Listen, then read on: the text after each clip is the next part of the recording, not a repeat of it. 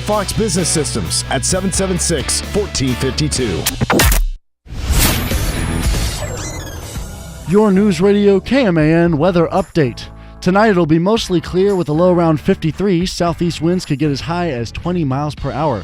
On Thursday, there will be a slight chance of showers and thunderstorms before 10 a.m., then a slight chance of showers and thunderstorms after 4. But besides that, it'll be mostly sunny with a high near 87, wind gusts getting as high as 30 miles per hour.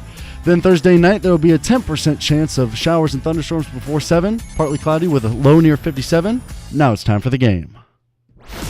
The following is an exclusive presentation of News Radio KMAN, your home for K-State athletics. It's game time. This is The Game on News Radio KMAN.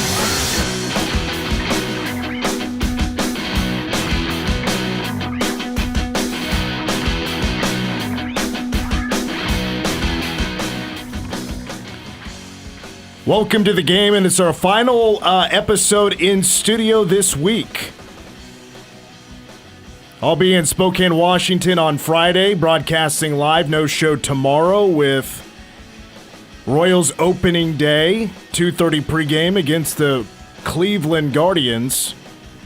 And we're jam-packed today. K-State women's basketball comments today on the JuJu Watkins injury, getting ready for USC. Serena Sundell, what has she done with all those wings that she got from Buffalo Wild Wings a couple of days ago with her latest NIL deal after sending the game to overtime against Kentucky on Sunday?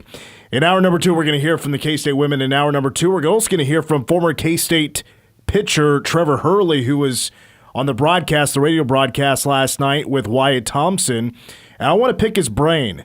K-State's offense so far, up to this point, is this the best start for a K-State offense in baseball history? Maybe we won't go all the way back to history, but certainly a recent memory over the last 15 or 20 years or so where there's been a handful of regional teams. Is this the best-looking offense we've ever seen this early in a K-State baseball season? His thoughts on Dante Lewis, the utility freshman that pitched yesterday. The bat is coming alive for Dante Lewis. Does K-State have that pitching depth that was advertised in the preseason? We're going to address all that with Trevor coming up in hour number 2. Cole has a Sweet 16 starting 5 game that we're going to play also in hour number 2. And he's going to help us preview the 2025 Kansas City Royals. Can they win the American League Central this year? With that rotation, with that batting lineup, is the bullpen better? We'll get to all of it coming up later on in this first hour. We good to go? Guys, it's Wednesday, and you know what that means. AEW Dynamite tonight from St. Paul, Minnesota's Roy Wilkins Auditorium. MJF are going to be an appearance. By God, Kenny Omega going to be in action. It's a jam-packed show. Make sure to tune in to TBS tonight at 7 o'clock. You know I will. Got to get myself amped up for a flight tomorrow morning out to Spokane, Washington. That's going to be a long travel day. It's been a minute. We welcome back in Drew Galloway from K-State Online. We got a lot to talk about with KSO. We'll get to a little spring football as that starts next week. And we're going to get to some K-State men's basketball as well. The transfer portal is open. Recruiting is hot and heavy.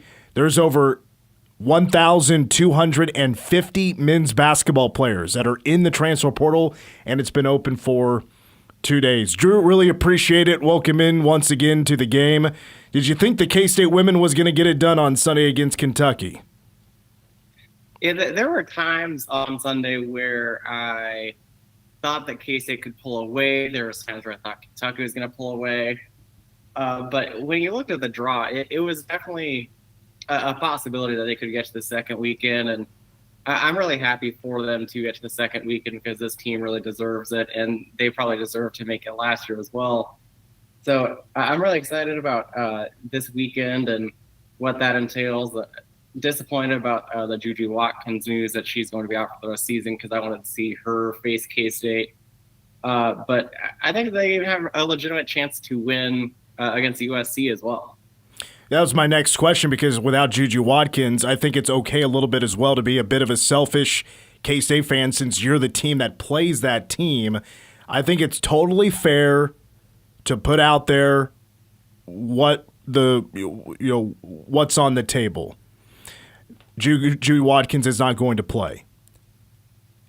I mean, take me from your hopes before that game on Monday to now after about just how truly you feel like K-State can go win that game. How different is that now?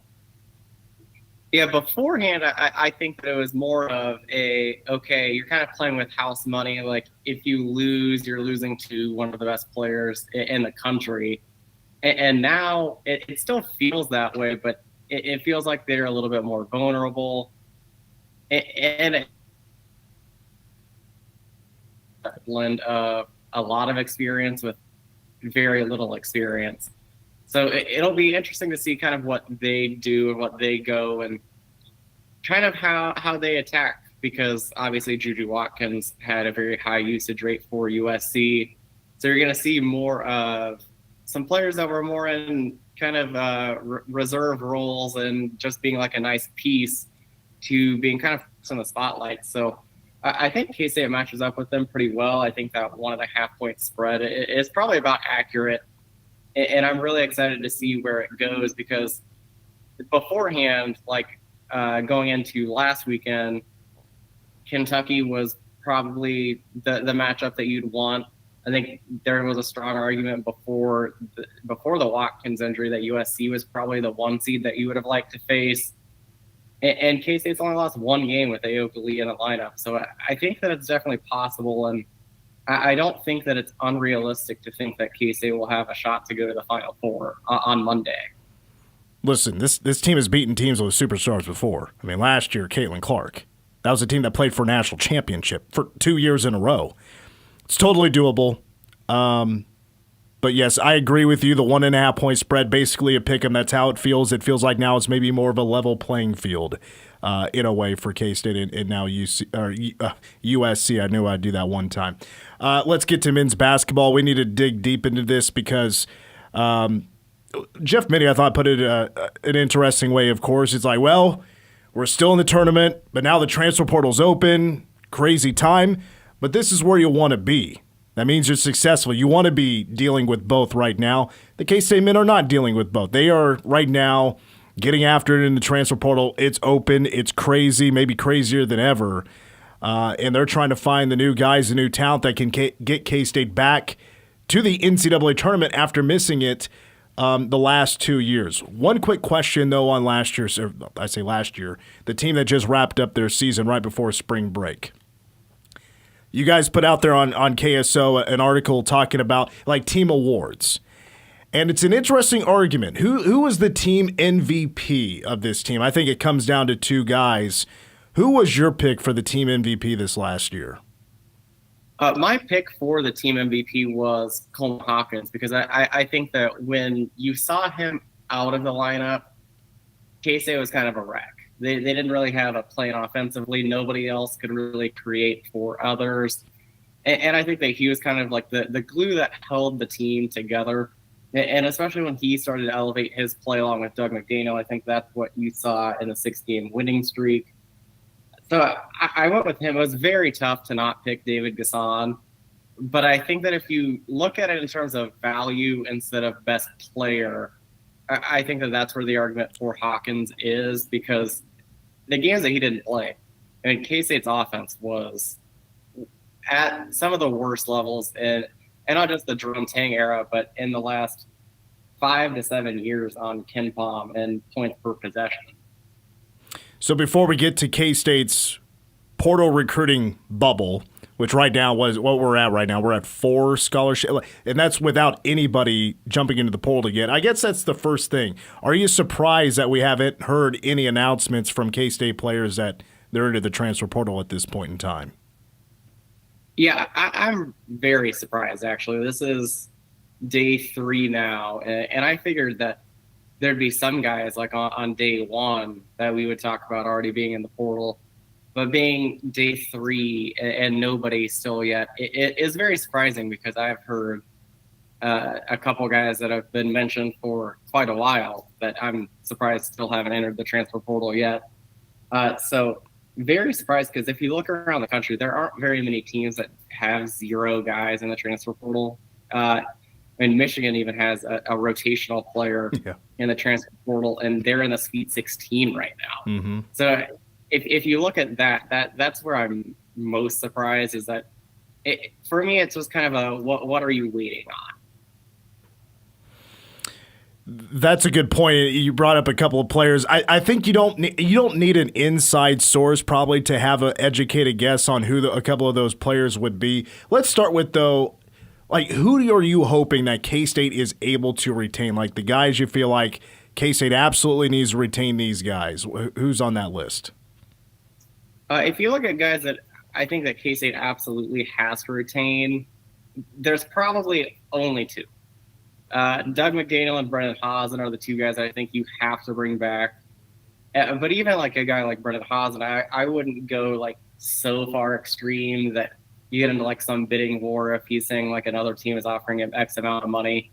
But those two are the guys. And then everybody else is kind of like okay, you would like to have like a Mobi Garuka back. You'd like to have Taj Manning back. You would like to have David Castillo back. But those aren't necessarily guys that I think that I would like burn it down and say, oh, these guys can't be replaced. Because you got to remember, this team finished below 500 last year, or this past year. So because of that, I don't think there's anybody that's necessarily like irreplaceable on this team. Where like last year, the guy that you needed to 100% bring back under any circumstances was David Gasson.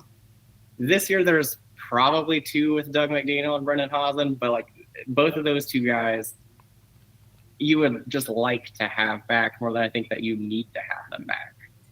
Why retain Taj Manning?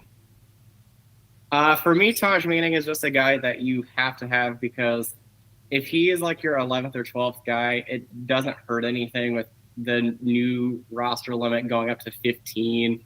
K-State probably only wants to have 13 guys anyway. He's a guy that's been in the program for multiple years. Remember, K-State hasn't had a guy that has been a 4-year player just at K-State since Mike McGurl. So I think that just getting over that is something that needs to be kind of addressed and fixed. And if you already have him, nobody's playing for free anymore. So Taj Manning is a guy that you know that you can afford, and you can afford to bring him back. You don't have to go through what a practice schedule looks like for him because he already knows everything. And you just need to have a guy like that, I think, in this day and age that has kind of been around the block and knows everything, because he is going to be the old guy on the team next year if he was to return. And I'll just ask you this question really quickly. The two you suspect are going to leave, I'm guessing, is Buddy and Ugo? Yeah, those two would not be shocking to see in the transfer portal. And I think it's been kind of trending that way for quite a bit for both of those guys. So I absolutely agree with you. The two players you mentioned that K-State really needs to retain, I fully agree with you, Doug and Brendan. You know, sounds like, as far as what we know, that it's not getting any better for Max Jones to get that waiver, that D2 waiver, to have an extra. And that, to me, that really stinks. We'd really like to have him back. But everybody else, to me, it is what it is type of thing. But let me ask you this question. I asked the boys before the show, and you may have already answered this because this is kind of debate. I know it's it's two different positions, right? But if you could only have one coming back, would you rather have Moby or CJ Jones? Ooh, that's tough. I think if I was just bringing one guy back, I think I'd actually probably lean more towards Moby Garuka. I think that his energy is something that you could really need. And I think that there is a role for him still on a really good team. But CJ Jones was just really inconsistent, effort and play-wise. And I think that there's still something with CJ Jones, but I think that Moby you're probably looking at more as somebody that hasn't really scratched the surface of what he could be yet. Because he was a Division II junior college transfer that ended up playing a pretty solid role for K-State. And I think was probably, if you look at the player profile coming in, was probably the biggest surprise of the entire season, that he was able to play and play pretty well in his time on the floor. Yeah, I lean Moby too, and I think the other guys lean Moby too. I just like the oozing of potential. There's just more potential in my eyes in Moby and CJ. He's also a younger player. Can CJ get much better? You never know. Maybe. Sure, he had better numbers previously. Moby just seems like maybe I don't know how far I want to go with this. I just seem more locked in, I guess. I'll just put it that way. All right, so let's get to I know KSO, you guys just did a KSO show about this particular topic. Early portal targets for K-State. Who are the names you'd like to shout out right now that K-State would really like to have? I think that the first guy that I would point out would be All Right from Valparaiso, K-State legacy. His dad, Joe, played in the 80s. Good shooter, can put the ball on the floor as well. Pretty good passer. His assist numbers aren't great, but if you look at what his assist rate was this season, he was really good. He was also Missouri Valley Freshman of the Year this past year. I think that there's a role for him, not only at K-State, but in the Power 5 at the basketball level, because he's an above-average athlete, can put the ball on the floor, can score. And for just being a freshman, he ended his freshman season extremely strong. I believe he was over 20 points in like 6 of their final 7 games at Valparaiso. But that's a guy that just makes a lot of sense for K-State to want to go after because he's a legacy, has deep ties to K-State. His dad is actually the head of the King Islands Classic, which is something that Mason both pointed out to me as something that I had no idea. So I think that if you look at that and all the ties that he has, he just makes a lot of sense as somebody that could be at K-State. Does he have a brother too? Yes, his brother Always, who's also in the portal, played at Rhode Island. Those are some interesting names. I'm just trying to picture, like, if All Right was to come to K-State, how I announce his name. All Right. No, just spitballing. It is an elite name. It's awesome. Yeah, I love it. It's just unique. All right, how's your bracket doing? Pretty awful, actually. I'm near the bottom of my family bracket league. My wife, who has watched probably 10 to 15 basketball games this year, is in first and has been constantly making fun of where my bracket is. And I always tell her that the less that you know, the better your bracket is. Yeah, probably. That happens here at the station. I always host a bracket challenge here at the radio station, and there's always a group of I'm telling people, like, they're like, should I get in this or not? I don't really watch college basketball. Like, you're the best to even play this game if you don't know anything about college basketball. Like, half the people that have won the bracket challenge here at the station don't watch. I have won twice, I will say that. Mike Tamot has won 3 times. He's the reigning defending champion. And he's in the other studio right now. All right, let's go ahead and take a break. We're with Drew Galloway from KSO, and when we come back, let's touch a little bit on spring football. That starts next week. Position to watch, the player to watch. We can even go plural with that. Storylines, more to come. With Drew Galloway next on The Game. I started the Maine Frisbee Golf Club at Cornell. The Game. This is madness. News Radio KMAN. Manhattan Broadcasting is keeping it local. Dollars spent locally today help build a better community for tomorrow. D&I Plumbing, Heating, and Air will provide honest and quality service when you need it most. From a leaky faucet to replacing your water heater. Trust the experts at D&I Plumbing, Heating, and Air, your York and other makes and models local dealer. Call 537-7138 today. Turn your memories into a masterpiece at Candlewood Frame Shop. Whether it's framing your favorite pictures floating around in the digital cloud or creating a shadow box with cherished things or memorable events. Candlewood Frame Shop. Let them turn your stories into a masterpiece. For a once-in-a-lifetime experience, engagement ring shopping simply can't be duplicated on a computer screen. At Fifely Jewelers, you'll be pleasantly surprised by our pricing compared to buying online, and we offer financing. Plus, you'll have peace of mind by shopping locally with Fifely Jewelers. Manhattan Broadcasting is keeping it local. Find more great local businesses plus special deals and offers when you keep it local on our website. At Stormont Vale Health, high-quality care is right around the corner. Stormont Vale Health is more than just a hospital. We're an essential part of your community. Our commitment to quality healthcare means investing in the most skilled and talented providers and cutting-edge medical technology. Our investment in your well-being doesn't stop there. We also support various nonprofit programs throughout the communities we serve. Visit stormontvale.org and discover how we can serve you. Stormont Vale Health. High quality care, closer to home.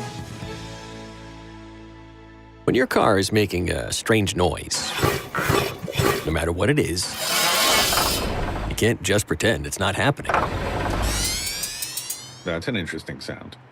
It's like your mental health. If you're struggling and feeling overwhelmed, it's important to do something about it. It can be as simple as talking to someone in your community, or just taking a deep, calming breath when you need it. Nice. For mental health resources, check out loveyourmindtoday.org. At loveyourmindtoday.org, you'll find information that may help you get through a tough time. Things like tips for dealing with stress, how to navigate difficulties like financial worries, anger, substance use, and more. You can also find real stories of how people navigated their own mental health challenges. Because once you start to address the problem, you can go so much further. Visit loveyourmindtoday.org. That's loveyourmindtoday.org. Brought to you by the Huntsman Mental Health Institute and the Ad Council. Kids across America are going to school hungry. Millions of kids every day. Hungry kids get sick more often and can struggle in school. It can be harder for them to focus and learn. But one simple thing can help change all of this for a hungry child in America. Good, healthy food and the energy it brings. With help from caring people across America, No Kid Hungry is providing healthy meals and hope to hungry kids so they can build better futures. We want to ensure that all of our kids have healthy meals.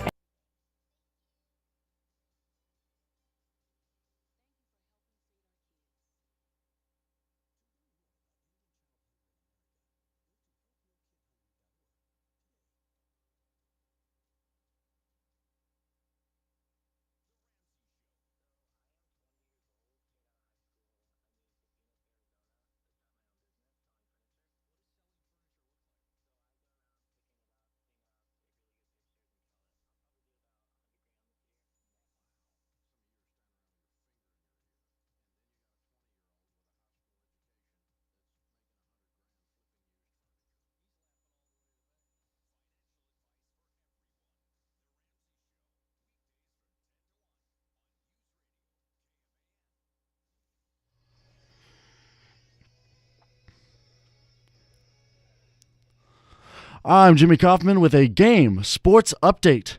Kansas State took advantage of stringing hits together to capitalize on Nebraska's miscues to build an early lead and hold off Nebraska 12-8 at Toynton Family Stadium last night. The first sellout of the season saw Seth Dardar drive in a game-high 4 RBI, while Maximus Martin and Bear Madliak each homered in the team's 16th victory of the season and the 7th straight at home. Nebraska scored 4 runs over a 3-inning span with the help of homers from Case Sanderson and Cale Frost, but Madliak's 4th homer in 8 games and James Guyet's 3-up, 3-down effort in the 9th sealed the victory. K-State will move on to host Texas Tech for three starting Friday night. The Wildcats are tied with Arizona at 5-1 in conference play, while Tech is tied with Arizona State just a game back. The Royals wrapped up spring training with a 3-1 win over the Texas Rangers in Arlington and are a day away from opening the new season against the Guardians tomorrow. Salvador Perez homered in the 4th to boost the Royals past Texas as KC finished the spring 20-12.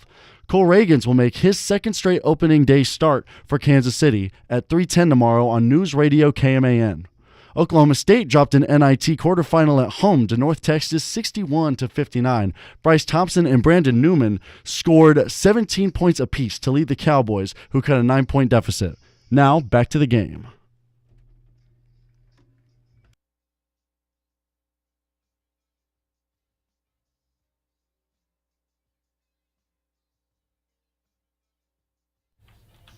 All right. From Mexico as well. I don't think I've ever announced a player that was from Mexico that I can think of. Yeah. No. Huh. All right. Do you want to come to K-State or not? 15.5 points last year. Freshman year. We're back on the game. Mitch Fortner, Cole Dutchendorf, Jimmy Kaufman joining us today. Back with us via the computer. Drew Galloway from K-State Online is we're about to jump into some K-State football talk, a little spring ball here. But first, touch on this for a moment here, Drew. You're a big Royals fan, right? Oh yeah.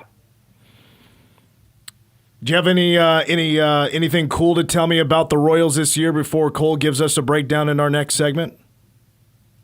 I think that the Royals are at least going to be contenders in the AL Central, and the hope would be that they either win the Central or get one of the wild card spots. The one probably complaint about the Royals this year that I had was that the off season, it didn't really seem like they made any moves to get necessarily better.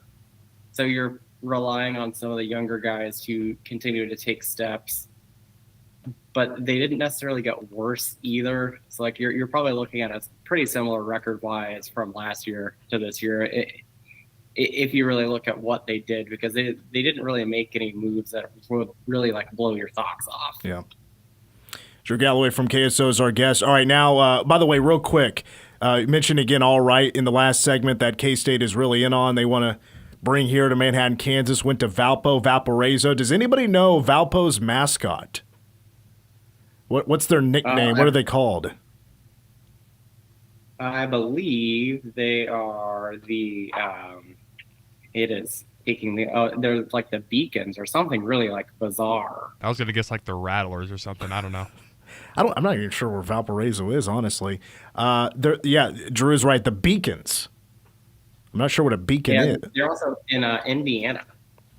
Oh, Valparaiso, Indiana. That's a first round exit in the mascot March Madness for sure. Yeah, I don't know. I don't know what their mascot looks like. Anyway, moving on to spring football. They get started next week on the 4th. A little bit of a late start, of course. Grinding down that 105, obviously a big key, but also, there's exciting additions out of the transfer portal on the defense, wide receiver, second year as a starter for Avery Johnson, Dylan Edwards now the guy at running back. There's a lot to talk about in a short amount of time, so we'll just kind of hit it this way. First of all, top storylines. You don't have to give me a whole lot, or you can give me a whole lot. Drew, what to you as we head into spring football are your top storylines? I think my first storyline is something that you just hit on, is the cut to 105. Like, what does that look like? What scholarship players are going to be essentially cut for some walk-ons? Will walk-ons make it over scholarship guys? My second kind of storyline, I guess, for spring football is kind of what does it look like? Because I know that Chris Kleiman's not a big spring football guy and just wants to go to more of the pro model and do OTAs in the summer. So what does that really look like? And then I think my third storyline is this spring going to be more for like install of Matt Wells' offensive scheme? How different does it look from what Connor Riley and Colin Klein ran? And I don't know if we're going to get really an answer on that, because I think that this spring is mostly going to be cutting it down to 105 and getting a lot of action for guys that are newer, younger, or like on that bubble of the cut to 105.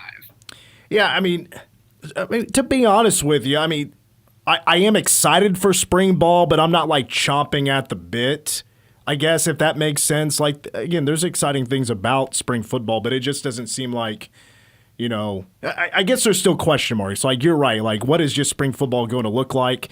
That is a pretty interesting question. I'm kind of dying to know that.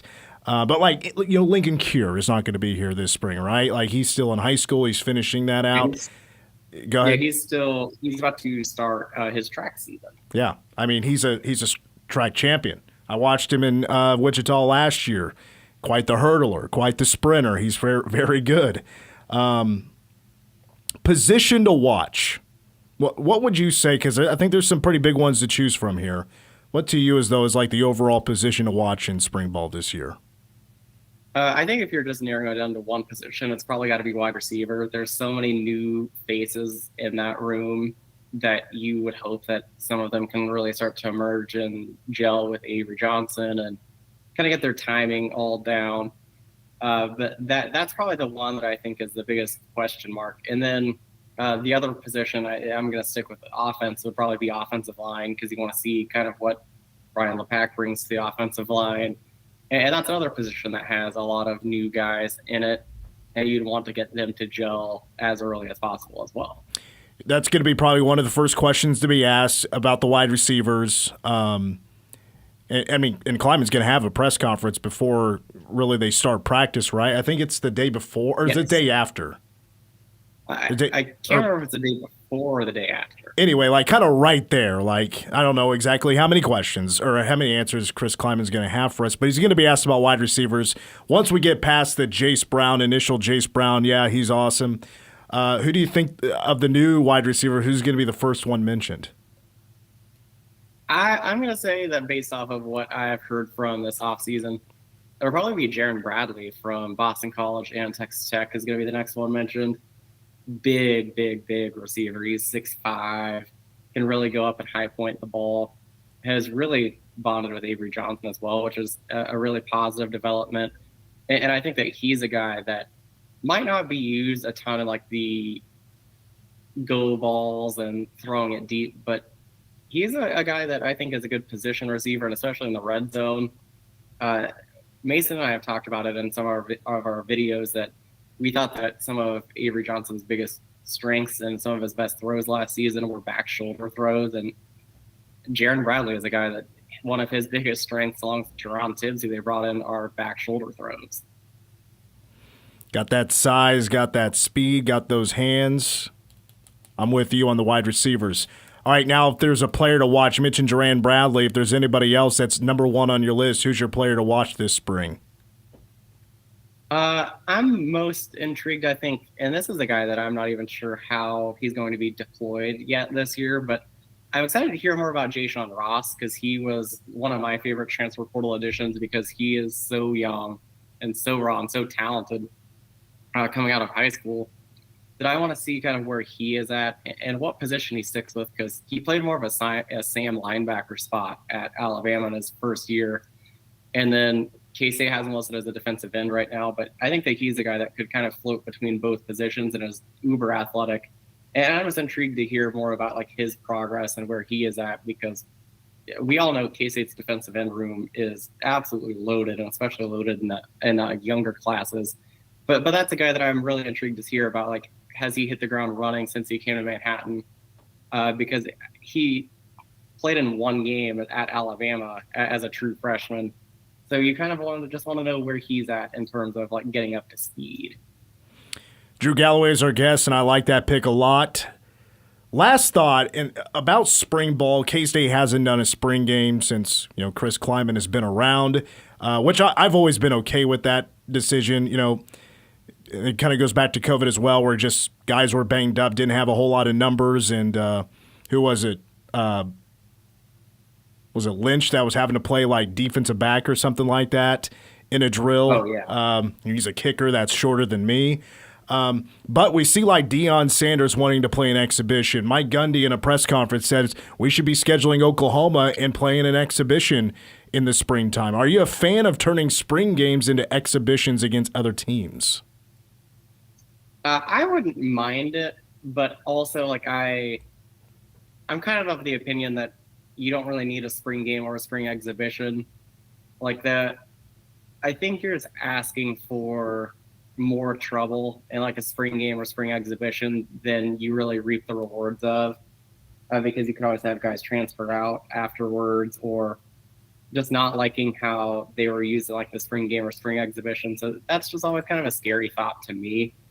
And it's just, I don't know, that a lot of, I think, the spring silliness of how spring football is being approached right now would go away if they just got rid of the spring transfer portal window. But that's something that's just probably never going to go away, because anytime that you try to restrict anything that has to do with the portal, you always lose in the courts. Yeah, Gundy brought up like the opportunity, like, hey, $25 a head, NIL money. I was like, okay, I can see that, but like Oklahoma plays Oklahoma State. What happens if Oklahoma State gets their ass kicked? Like, what's the reaction after your team gets your butt kicked? It's not a real game, it's an exhibition, but even still, you get your butt kicked against a rival. Like, that not a good look. Or, like, if in this exhibition, are you still going to play, like, full-on tackle? Like, what happens if you're doing this exhibition and you're playing in a rivalry game and, like, Zane Flores for Oklahoma State, like, tears his ACL? Like, that, there's nothing good, I think, can really come from playing in an exhibition game. I'm with you on that, Drew, as well. Really appreciate your time, and we'll see you down the road. Really appreciate it. We'll see you at the Kleiman press conference here next week. Thank you so much. Yep, thank you. Drew Galloway from K-State Online. Let's go ahead and take a break. We got coming up at 5:30. Trevor Hurley going to join us at 5:30. Former K-State pitcher. He was on the call last night. How awesome is K-State playing right now? Is this the best start that he's ever seen the Wildcats start a season? He'll join us again at 5:30. We're going to hear from the K-State women's basketball team at 5:10. When we come back, Cole Dutchendorf has a preview of the 2025 Kansas City Royals, which, of course, tomorrow, no show because we'll have opening day of the Royals right here on K-Man from Kauffman Stadium with first pitch at 3:10 against Cleveland. More of the game next on KMAN. Your home for K-State sports. 19 to shoot, pull it straight away. Bam! He's in shape. This is The Game on News Radio KMAN. Someone had a birthday. Yep, 50. Can't believe it. 50 years of wisdom. Great segue. We have health news, a CDC update. Pneumococcal vaccination is now recommended for adults 50 or older. Says here, we're over 6 times more likely to be hospitalized with pneumococcal pneumonia than adults under 50. I don't love those odds. Same. Look what I found. Pfizer's Prevnar 20 is proven to help protect adults against pneumococcal pneumonia and invasive pneumococcal disease in just 1 dose, and millions have already gotten it. Continued approval may depend on a supportive study. Don't get Prevnar 20 if you have a severe allergy to its ingredients. A weakened immune system may lower your response. Common side effects include injection site pain and swelling, fatigue, headache, muscle, and joint pain. For full prescribing information, please call 1-855-213-2138. Visit Prevnar20.com or talk to your doctor or pharmacist. I'm on Prevnar20.com now, scheduling my appointment. Good idea. And happy 50th. Transit is more than just getting from point A to point B. It's about connecting communities. It's about providing a lifeline for those who need it most. It's about making a difference every day. At Flint Hills Adabus, we're hiring bus operators to help us provide safe, reliable, and friendly transit services across Manhattan, Junction City, Fort Riley, and beyond. With great pay, benefits, and overtime opportunities, your journey starts here. Transit is a career that matters. Apply today at Adabus.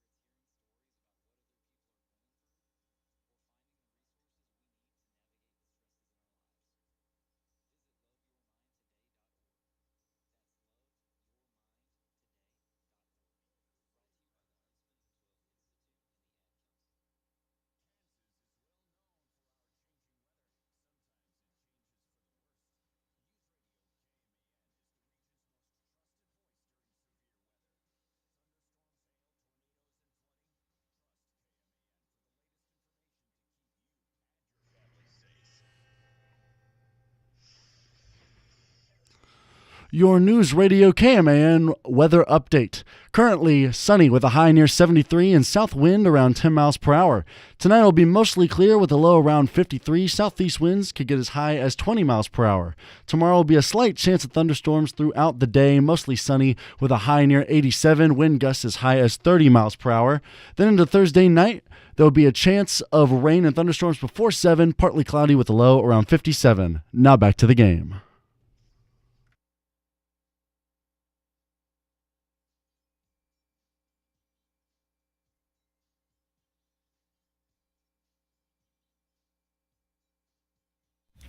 The game continues on K-Man. Mitch Fortner, Cole Dutchendorf, Jimmy Kaufman.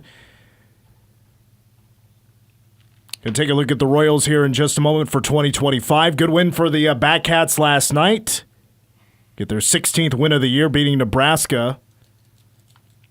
They're going to be hosting Texas Tech for 3 games this weekend, starting on Friday at 6 o'clock. Pregame coverage at 5:30 at Toyton Family Stadium. All right, so tomorrow, again, no show. We got Royals opening day here on K-Man, so we're taking the day off. I'm also traveling to Spokane, Washington. Royals made the playoffs last year. They did. Solid pitching. Bobby Witt Jr. becomes a star. And but they lose in the ALDS to the New York Yankees. It was a couple of the close games against the Orioles, a lot of dramatics in the not many runs scored at all, just a couple of pitchers' duels, and Bobby Witt hit a couple of clutch hits in that series. Didn't do a lot in the Yankee series, but that's okay. I think it's time for them to take that next step.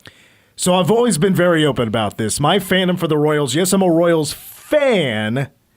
Well, when it comes to following what they do every day, off-season stuff, they got to be good Royals baseball. Like, they got to be 2015 Royals baseball for me to keep up with Kansas City, day by day.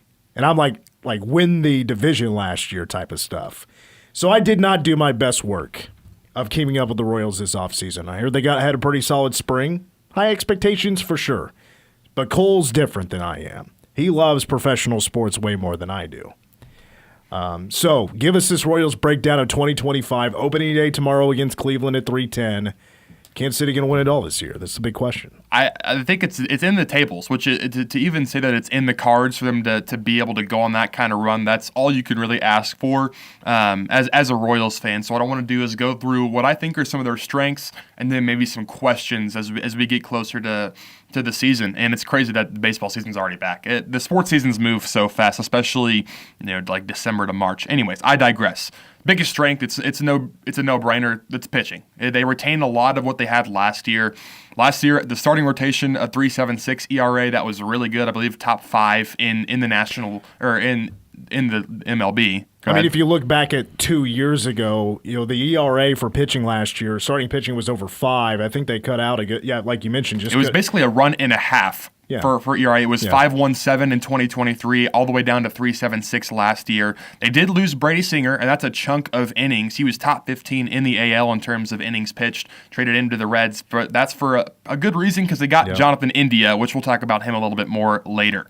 So Michael Watkins, the big key to me is going to be consistency. If some of those guys last year that had the great seasons, because obviously Seth Lugo, second in Cy Young, Cole Ragans, 4th in Cy Young. So a couple of the guys that were high-quality pitchers and took up a huge chunk of innings. I don't have any reservations about Lugo being able to do that. If it's the guy like Ragans and Michael Wacha can come back and have that same sort of success, not even necessarily with the ERA, but just eating up a chunk of those innings to keep themselves in those games. I think they're going to be a pitching reliant team again this season, because I don't think they necessarily made enough splashes in terms of the bats. And again, we'll get on to that a little bit later.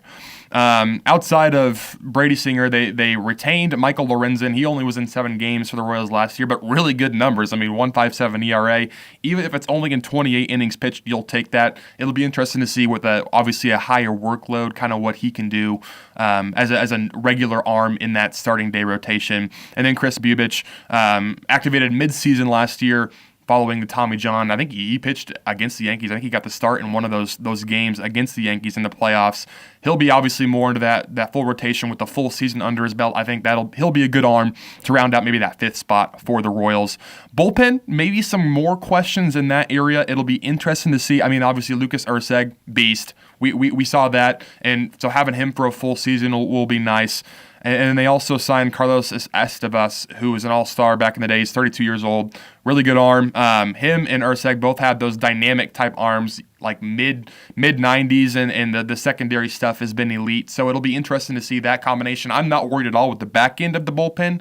I think where it maybe gets a little bit hairy is the beginning of the bullpen when you go from maybe that 6th inning to the 7th and 8th. And I think that's where the Royals struggled a little bit in the beginning of the year. I think it should be better this year, but we'll see kind of what that looks like, especially in the early year, to see what they can get out of their guys. And then another big positive for this year's team is this top of the order, same as it was last year, except I think it should be better this year because of the addition of Jonathan India. I got this straight from an MLB article. Last year, the Royals had a .604 OPS from their leadoff hitters, which was their lowest of any position. India has a career .776 OPS in the leadoff spot, which would have been second on the Royals last season behind Bobby Witt. So I think him adding that spark, if he can get on base, he has a career on base of about 35%. So if he can be that guy to get on base for a guy like Bobby Witt, for a guy like Salvi, for Pasquantino, I think that's going to be big. Those first 4, I mean, that's as good as any first 4 across the league with Bobby Witt Jr. and Salvi and Pasquantino with Jonathan India leading it off. I'm excited for what they can provide as a spark. Now, again, where it gets a little bit, it's the 5 to 9. You're going to need some guys to step up. You're going to need an MJ Melendez to make that next step, a Hunter Renfroe to take that next step. If they can, this offense could be pretty solid. Last year, you might forget that their offense really wasn't that much better than 2023. In fact, they only scored 59 more runs total last year than 2 years ago with a 30-run differential. It was the pitching that improved, allowing 215 less runs last year than in 2023. So I think the biggest question offensively for the Royals is going to be whether those 5 through 9 guys can produce, because you're not really worried about the 1 through 4 holes. It's just about those 5 through 9s. Well, remind me, didn't Salvi last year just have a pretty great year? Yeah, like he's in his final years of his career. He's defying father time, because he's continued to produce at an extremely high rate, and you don't necessarily think that's going to happen for someone who's had that much wear and tear. He also played in like 158 games last year, which as a however-year-old catcher in his 16th, 17th year or whatever it may be, that you'll take that if you can get it. And also just he's such a locker room guy, such a team leader, franchise cornerstone. And so it's always good to see Sal. I always love to see Sally produce. Well, I mean, Salvi's my age, and he's been with the Royals. God, how old was he when he signed with the Royals? Young. I mean, like, I don't think, was he 18 yet? He might not have been. I'm not exactly. I was pretty young at the time. I believe it was 2011. Was year 1. Oh, okay. But when he got to the Royals. Okay. When he got to the Royals. So probably about that 18-year-old. I'm talking about when he signed. Like, he's been playing professional baseball when I graduated high school, and I'm 34 years old, and he's still with the Royals. He's still with the organization. So, yes, he just had an amazing year last year. I'm like, does he do it again this year? Does Father Time finally catch up? I think the biggest question is if they can just give him some of that relief in terms of he's not going to be behind the plate all the time, because that's just going to take too much of a wear and tear. They have a couple of catchers. I don't know a ton about their backgrounds, but a couple of guys that can fill that role. He'll also be, I assume, replacing Pasquantino when he needs a rest day. I think he'll be in that DH spot a good amount. I also think India will be in the DH spot because he's got maybe some question marks in the field. His bat is really good. He's not the greatest second baseman, not the greatest third baseman, so it'll be interesting to see kind of how they navigate that. If there's some other questions I would have, again, we already talked about bullpen consistency. We saw guys have breakout years last year. Can they keep that up? Can they build upon it? Bobby Witt had a generation, maybe the best shortstop year ever. I don't think he's going to stop that. If he can replicate that success, it's easier said than done, obviously, for an all-time great season. But if he can continue to be that spearheader of this Royals team, they're going to be in a great spot.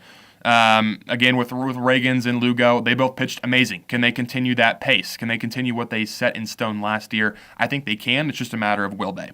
When and will Jack Caglione arrive? I think that's an exciting part of the season. I don't know if he will play at all. If he does, it'll be later, the August, even late July, but mainly August. I don't know if he will pull up, but he has that power. We saw it in spring training. There was a couple of blasts that he had. I think you were telling me his average bat speed was like 97 miles an hour per contact, which is absurd. I mean, it's like top 15 in MLB numbers. So we'll see if and when that does happen. And then lastly, living up to expectations. It's probably the most expectations the Royals have had at least since 2015, maybe 2016. You could use that as a year, but for sure since 2016, no question, it's the most expectations they've had because of the success they had last year, because of some of the jumps that they took last year.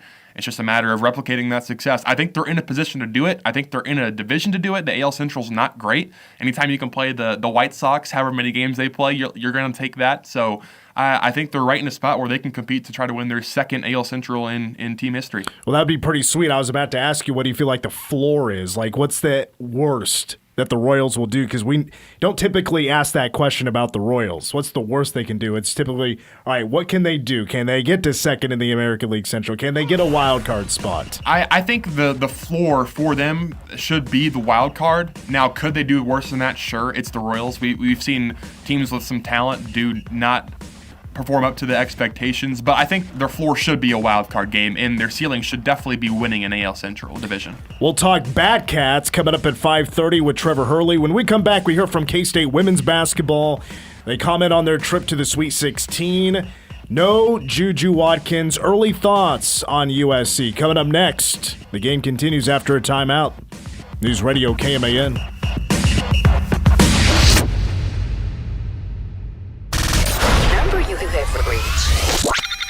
Tweet the game, KMAN, or call 537-1350 and get in touch with the show. This is The Game on News Radio KMAN.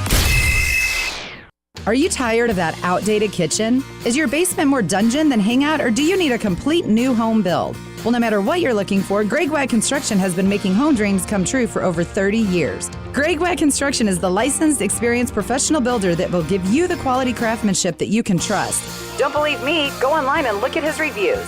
Give Greg Wag Construction a call at 785-313-3819 and build something amazing together.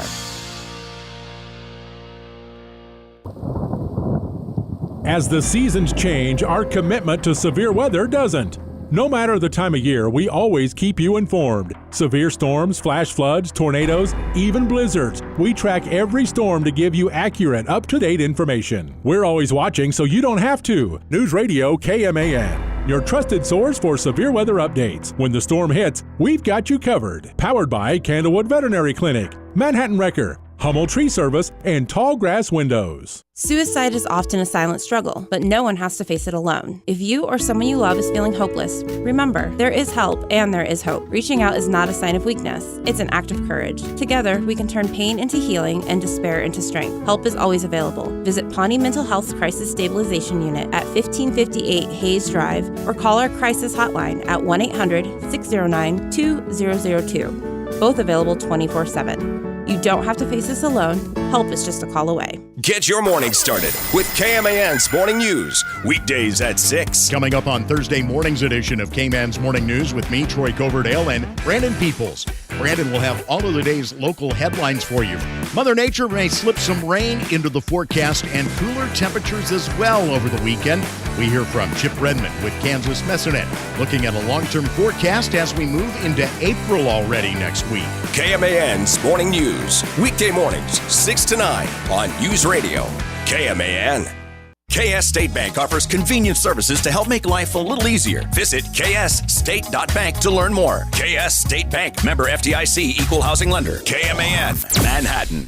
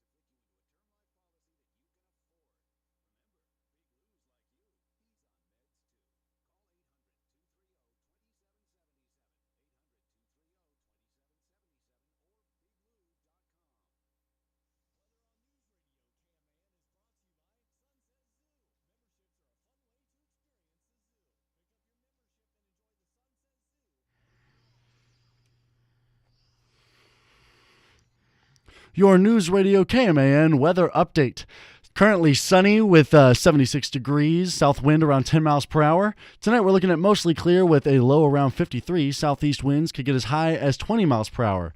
Thursday there will be a slight chance of showers and thunderstorms before 10 a.m. Chance of precipitation is 20%. Besides that, we're looking at mostly sunny with a high near 87. Thursday night it'll be a 10% chance of showers and thunderstorms and a low around 57. Now back to the game.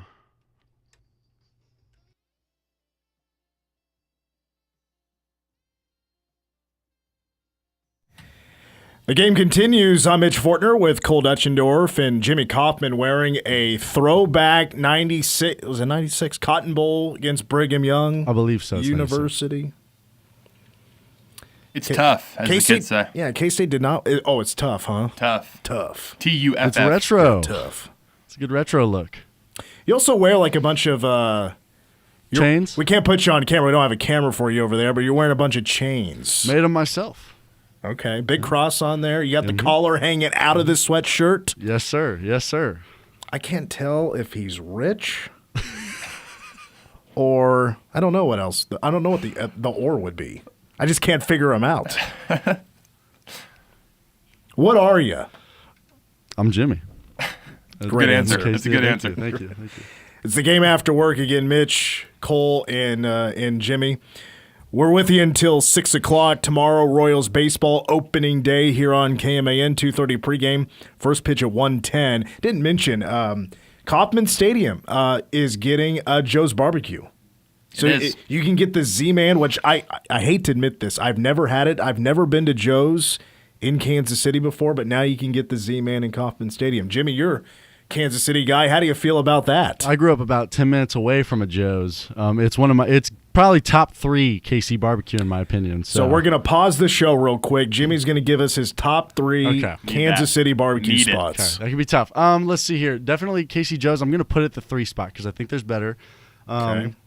2, I'm going to go Q39. It's a little bit, I would say, like a little bit nicer than your regular spot, but it's got some really unique stuff. Surprisingly, their barbecue poutine is incredible. It's really good. They put the brisket on there, whole works. Apparently, poutine also very big in Spokane, Washington. Really? It's a very Canadian thing. Yeah, that's fair. You're getting closer to the border up there. Sure. You're about as close as you can get. Yeah. So that's probably 2 is Q39.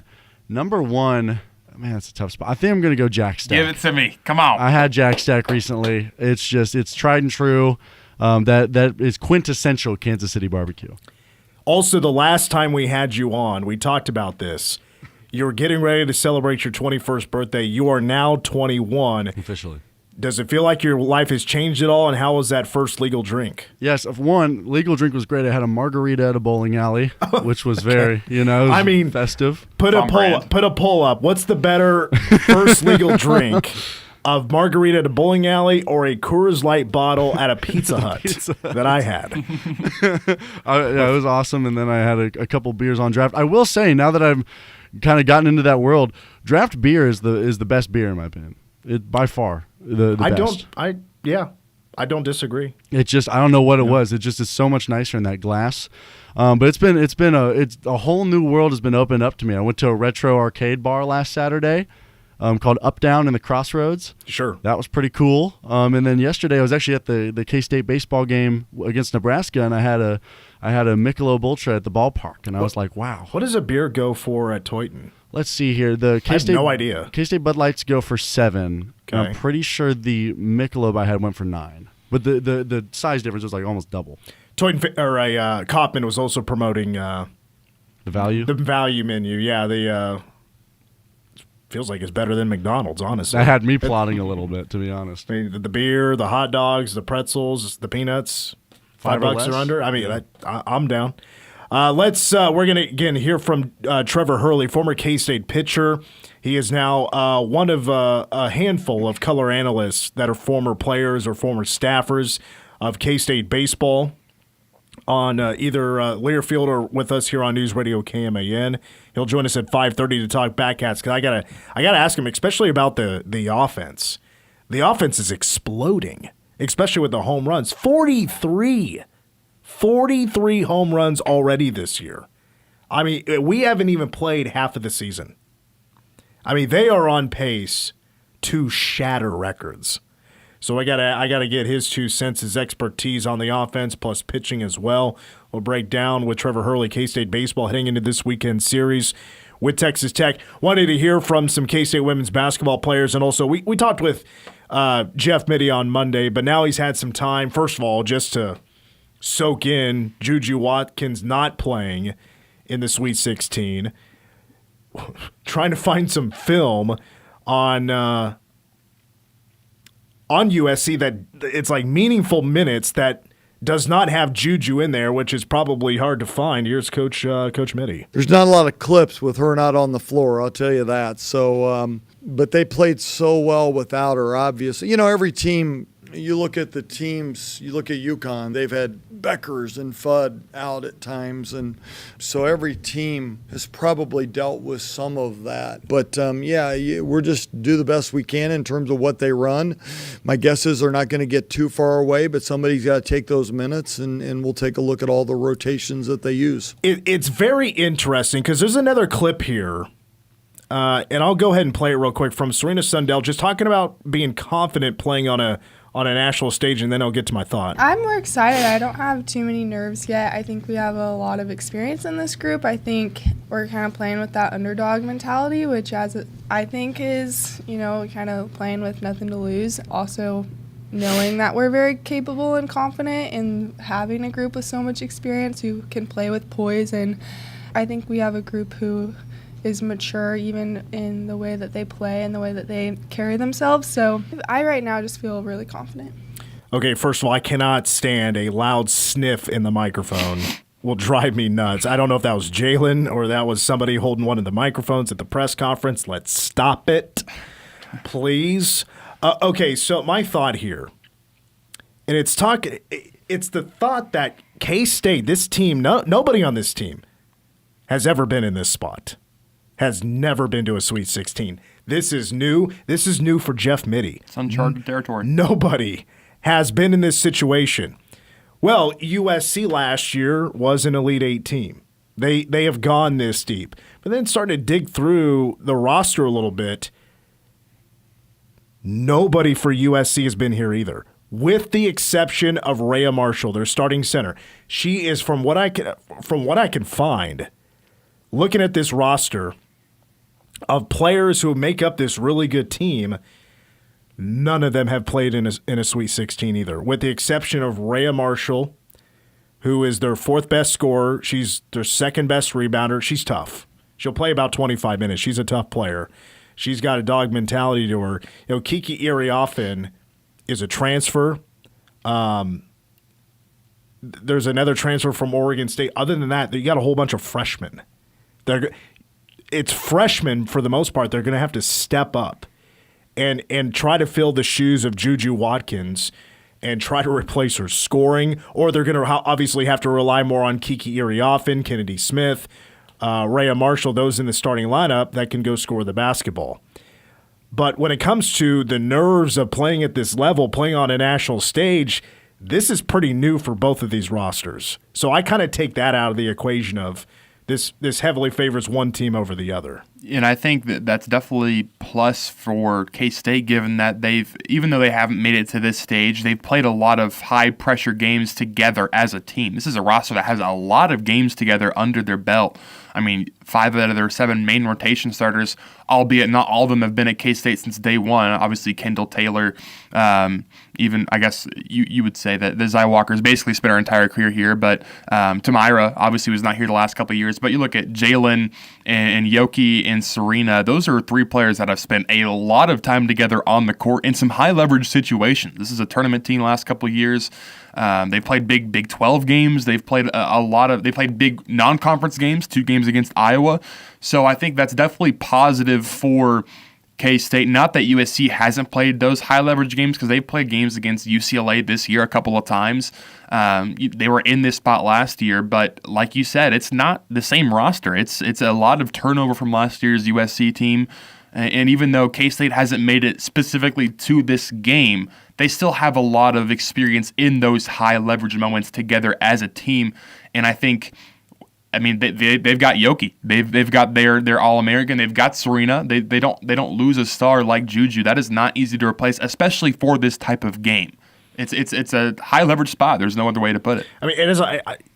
Discovering this as I've been getting to know USC a little bit more is actually helping me feel better about K-State's chances now that JuJu Watkins is not going to play. She did play in the Elite Eight last year. Only one other teammate was with her on this pretty much whole roster. Everybody else has not played at this stage. Kiki Iriafen was last year at Stanford, a super smart player, but she, I think for the most part, has had a career of not really going deep in the NCAA tournament. Last year, I don't think they made the NCAA tournament. So this is kind of a new stage for her as well. K-State is taking on a team that is talented, but it's transfer portal and a lot of new young players. They're talented, yes, but K-State's the veteran team. They've put in the mileage. They've played their entire careers together with the exception of Tamira Poindexter, who was awesome this past Sunday, who's had an awesome season, has done exactly what K-State's been needing out of this All-American. K-State has 3 All-Americans on this team that are all seniors. So it's about, is K-State, who's the battle-tested team that has retained players, they have a lot more experience. Like I mentioned, the battle-tested, and they're going to go at a team that's going to be younger. Battle-tested, yes, but not as experienced, especially as a team together. And they're about to play against a team that has played so much basketball together, missing their center square. They're missing their leader. They're missing the best player in the country. When you kind of put that together, you kind of like K-State's chances just a little bit better, do you not? You definitely do. And I have a question for you about pressure in this situation. I think if JuJu's on this team, I think there's no question that there's more pressure on USC given they're the 1 seed. They're trying to get back to the same spot and exceed what they did last year. They've got UConn potentially on the other side of the bracket. I think if JuJu's healthy and playing, no question there's more pressure on USC. Do you think with her being out, is there more pressure on K-State to win this game? Can USC almost play more freer? No, if that makes sense. It does make sense. I hear what you're saying. Because I wish I could have been a fly on the wall because the entire team watched that USC Mississippi State game together. I think Coach, what do you tell us? They went to Serena's. It was Serena and Taryn, I think. Yeah, they're roommates. They went to their house and watched the game together. Like, I would have loved to hear the reaction. Like, is it a collective gasp, or are they starting to talk game all of a sudden because things have just drastically changed now that JuJu Watkins is out of the lineup? I would love to hear that reaction. They were all very good at the press conference today talking about JuJu Watkins and what she means to the game, and now that she's out, there is a reality to this game, and things have changed. To me, kind of K-State at this point is playing it with house money because experts out there at this point, and I say experts like the bracketologists, those that cover women's college basketball for a living, none of them honestly really had K-State going past the round of 32. Georgia Amore is a top 10 WNBA draft pick. Claire Strack is one of the best players in the country, especially at her position, and she's only a sophomore, and K-State was playing in Kentucky. K-State wasn't expected to win that game. It was supposed to be close, but nobody was picking K-State to win that game. Barack Obama, who fills out a bracket every year, had Kentucky beating K-State. He was wrong. I don't know what the other presidents predicted, but I'm sure they were wrong as well. So right now, yes, K-State, I think, is playing with house money. Now, if you ask me with the expectations preseason and what we know how good this team is with Aoka Lee, do you expect bigger things to happen? I don't know about expect, but I could see it happening. I'm not counting K-State out. Even with JuJu Watkins, if she was going to play, things would be different. But I certainly would not count them out. Had to ask Serena, by the way, about the B-Dubs deal. Yeah, I'm going to go have some after this for lunch. I got about 40 more wings sitting in my fridge. So trying to share them with my roommates. But no, that was cool. It's just a fun time of the year with a lot of those opportunities and a lot of local appearances that we're doing. I know a lot of girls have stuff tonight, which is a lot of fun for us just to be involved and feel the love from everyone in Manhattan. Yeah, I think the whole team is going to be at Dillon's in West Loop today signing autographs. I'm not sure when that starts, but I've been told that's going to happen. But they're going to shut things down once the calendar flips to tomorrow. They get on a plane, social media going dead, all this stuff, NIL stuff going dead. It's focus on USC. Did also talk to Ayoka Lee, who hooked us up with some keys for the USC matchup. I think rebounding and transition would be a big one for us. They're really, I think, 24% in transition. So, yeah, we'll definitely have to set our D, and that will definitely be a big intentional part of our game plan. Yeah, JuJu Watkins in the lineup, she is an incredible athlete, especially in transition, and she just happened to get hurt in a transition type of play. But USC as a whole, I mean, their success in transition, they're scoring, when they get out and run, 25% of the time, which is an incredible number. Like, they got to be, if they're not at the top, they're in the top 5 of transition teams. And I'm sure they're going to try to push K-State. Rebounding, I don't know if I should say it was a problem. It certainly was a problem in the second half and overtime because there was just too many second chance looks, I thought, for Kentucky. They were getting some to go. For a lot of the game, it felt like that might have been the difference in the game was Kentucky and their offensive rebounding. I think K-State's going to have to be certainly more locked in there. Like, they got to be ready to box out. They got to know where Kiki often is. They got to know where their best rebounders is, or it could maybe turn into a long night. You mentioned boxing out. I mean, you just can't flat out miss box outs against this USC team. You can't. A team that's this good, even without JuJu Watkins, you can't give them those kind of opportunities. They're going to have to put a body on a body and really fight tooth and nail for those rebounds. It's going to be the little things. I think that's going to – whoever does the little things better in this game, I think, is going to win it, which I guess you could maybe say that about every game. But I think it's a pretty closely contested in this one specifically where you got to think USC is going to want to do those little things right even more in the wake of JuJu's injury, that they're going to want to emphasize doing the little things right. So I think it's whoever can do those small things, can box out, can get out into transition on the defensive side, can slow the opposing team down, can get out on the offensive side. It's the little things that are going to win this game. Dude, I'm telling you, the Spokane Regional, if you follow women's basketball, the Spokane Regional is, you're spoiled. Because you're going to get LSU, you're going to get UConn, you're going to get UCLA, who was the number 1 team in the nation for most of the year. Betts is a superstar. Beckers is a superstar. Ayoka Lee is a superstar. Like, you have the best players in the country. It feels like kind of all in one arena. The other half of the Sweet 16 is going to Birmingham. That's not as fun. The place to be is Spokane, Washington. One more thing, and people forget about this, that while K-State is getting ready for a Sweet 16 matchup against one of the best teams in the country, the transfer portal is also open. Yeah, I'll be done with the portal today. Not completely, but in terms of this week, I won't be dealing with it. My staff knows that. But yeah, you got to balance both of it right now. And so we were talking to people yesterday, and I've got a bunch today to talk to. But after today, that'll be the assistants kind of balancing that. K-State knows what they need, and it's a little bit of everything, right? A little bit of everything. You're replacing so much. And, the transfer portal is going to be major. This is no doubt about it, the biggest year for the transfer portal for K-State women's basketball. But they do have to shut things down. They got to get ready for USC, which Coach said this is a great place to be. This is where you want to be, even though it's not an ideal timeline for the transfer portal to be open. And On3, I think, reported earlier today, there's over 900 players in the transfer portal right now. Surely there's a better way to do that. Surely. Sure. I kind of understand, like, most of the teams are done. Right. Players want to start working right away to find a new home. So I kind of get it, but it's certainly also not as, especially with what it is today, not as fair for those. They're at the top of that list, but let's also put it this way as well. Those that are at the top are still going to get some pretty great talent. Correct. Because those at the top are the premier women's college basketball teams. Like, I don't worry about K-State right now playing their full attention, not quite on the transfer portal in this very moment in time. Maybe it is right now, but tomorrow it's not. That they're still going to get that some really good players are going to be waiting for these teams that are right now playing in the NCAA tournament. They're waiting. There's still plenty to choose from for K-State. K-State is in a phenomenal spot. They're one of the best recruiting teams in the country right now. And they proved it with this recruiting class that they've already built for 2025. All right, we got to take a break.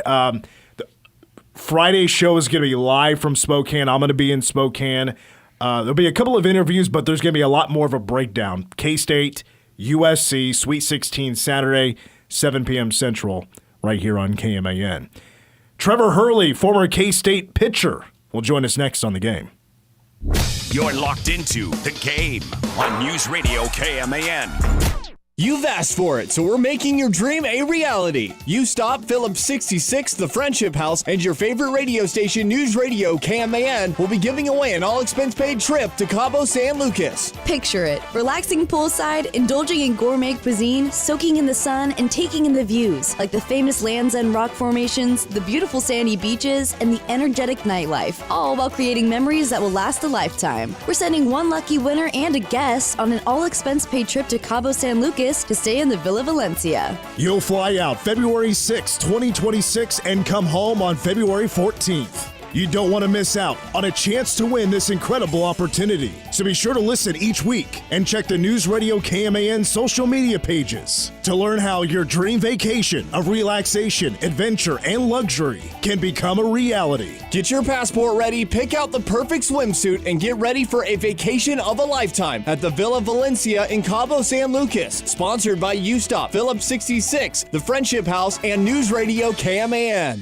Join the original influencers, influencing for over 60 years, and discover how you can turn your passion for media and sales into a rewarding career. Manhattan Broadcasting is looking for creative, hardworking individuals who have a passion for helping businesses grow through traditional and digital marketing platforms. Qualified candidates should be creative, great at building relationships, and most of all, success-driven. Apply now at the top-rated media company, Manhattan Broadcasting. Send your resume to jobs@manhattanbroadcasting.com. Our client success is your success. The Native community is big for me. Makes me feel good to pass on our Rapo traditions. My kids love going up to the Sundance. I like to tell people the Sundance is about family. It's about the tribe. It's not just about the dancer. It's kind of like life. As a Sundancer, I'm just one spoke in the wheel.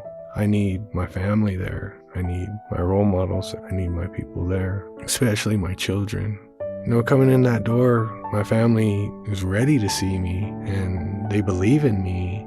Before, I'd never seen that from my people. But now when I walk in that door and I see those smiling faces and they're happy to see me, that's special. With my 4 kids, all I ask for them in Arapaho ways is health and happiness. Nothing more, nothing less. Never stop being a dad. That's dedication. Find out more at fatherhood.gov. Brought to you by the U.S. Department of Health and Human Services and the Ad Council. You say you never give in to a meltdown and never fill your feed with kid photos. You say you'd never put a pacifier in your mouth to clean it and never let them run wild through the grocery store. So when you say you'd never let them get into a car without you there, know it can happen. 1 in 4 hot car deaths happen when a kid gets into an unlocked car and can't get out. Never happens. Before you leave the car, always stop, look, lock. Brought to you by NHTSA and the Ad Council. The Ramsey Show. The problem is the stupid banks will loan you so much money that they put you in bankruptcy because they don't have an off button. They'll just loan you money. You know, you can go get a credit card, you can go on a trip you can't afford, you can go down here and get a car. You know, there's actually people out there walking around that still think that if the bank will loan it to you, it means you can pay it. The same people that think if you have checks left in your checkbook, there must be money in the account. Same people. Life and money advice. The Ramsey Show. Weekdays from 10 to 1 on News Radio KMAN.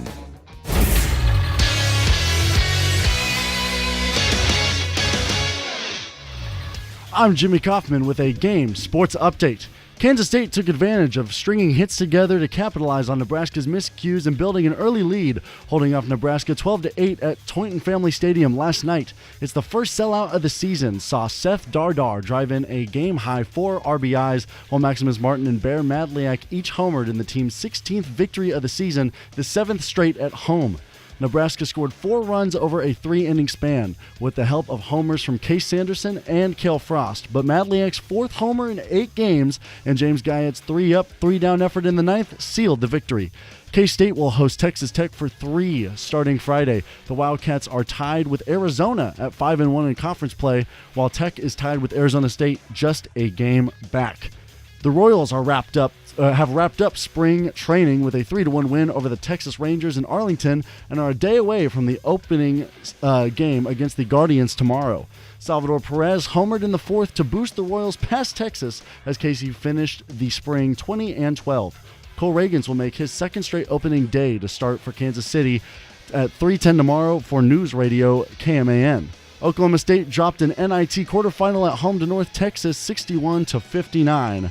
And now it is back to the game.